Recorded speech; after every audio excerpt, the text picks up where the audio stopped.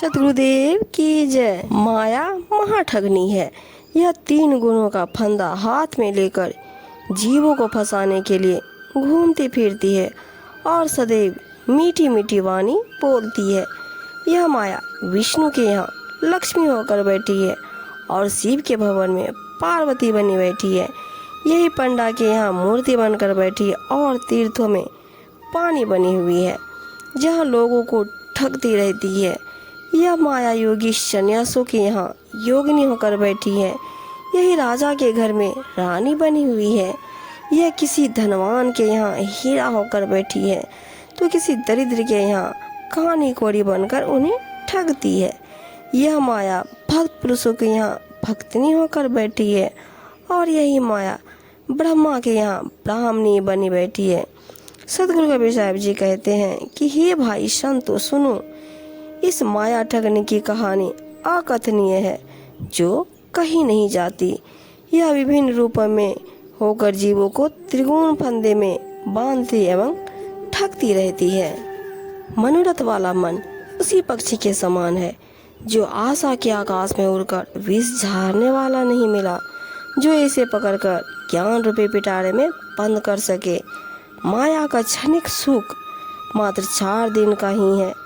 अरे मूर्ख, तू इसे क्यों पकड़ता है? यह तो स्वप्न में पाए राजधन संपत्ति के समान है। इसके जाने में देर नहीं लगती। अर्थात जिस प्रकार स्वप्न देखते देखते भंग हो जाता है और देखा हुआ ही सब खो जाता है, उसी प्रकार यह माया भी खो जाती है।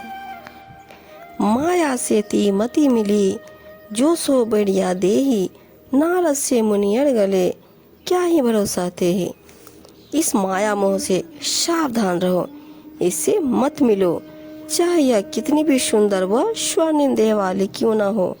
इसके चक्कर में पड़कर तो देवर्षि नारद जैसे श्रेष्ठ मुनि भी गल गए। फिर विचार करो कि तुम्हारा क्या होगा। अर्थात माया के संग प्रभाव से बच पाना अति कठिन है। माया तो जलते दीपक की लौ के समान है और मनुष्य उन पतंगे की तरह है जो इसके मोह में उस पर मंडराते रहते हैं। इस प्रकार भ्रम में भ्रमित अज्ञानी मनुष्य इसके ऊपर पड़ते रहते हैं। कोई विरला ही साधु संत होगा जो गुरु के सदुपदेश ज्ञान आचरण से इस माया के महामोह से उद्धार पाता है। कबीर साहब जी बताते हैं, माया 2 प्रकार की जो कोई जाने खाए, एक मिलावे राम को एक नरक ले जाए। माया 2 प्रकार की है। यदि कोई इसका सदुपयोग करे तो यह देव संपदा के रूप में, और यदि कोई दुरुपयोग करे तो आसुरी संपदा के रूप में प्रकट होती है।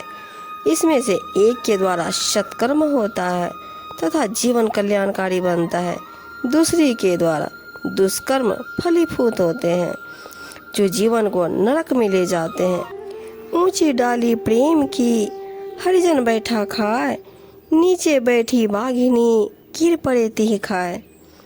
कहते हैं, पावन प्रेम रूपी वृक्ष की ऊंची डाल पर बैठा सतगुरु का कोई प्रिय सेवक भक्त सुख शांति रूपी मधुर फल का स्वाद ले रहा है।